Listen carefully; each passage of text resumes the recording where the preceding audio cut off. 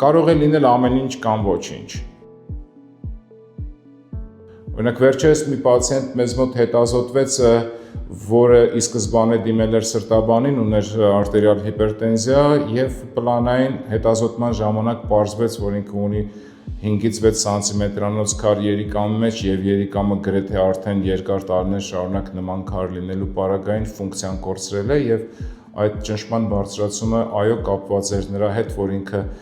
երիկամի հետ խնդիր է ունեցել, որը համր ձևով է ընթացել։ Այսինքն հետեւապես այս երիկամը կարող էր գալ այդ աֆունկցիոնալ վիճակի գրեթե 3-ից 5 տարվա ընթացքում գոնե։ Նշանակում է, որ պետք է ասել, որ ընդհանրապես չունենալով որևէ ախտանիշ չհետազոտվել դա ամենաճիշտ երևույթը չի մեկ։ Բայց այնուամենայնիվ գերակշռող մեծամասնության իհարկե դեպքերում մենք ունենում ենք այսպես կոչված երիկամաքարային խիտ, որը արտահայտվում է սարսափելի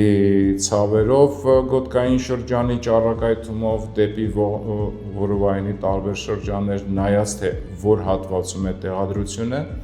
որը կարող է զուգորդվել բարձր ջերմությամբ տենդով, գդող սարսուռով կամ ընդհանրապես փսխումներով կտրուկ վատացմամբ պացիենտի, այսինքն գերակշռող մեծամասնությունը իհարկե դիմում են այն ժամանակ, երբ որ առաջանում է այսպես կոչված երիկամաքարային խիթի այդ նոպան։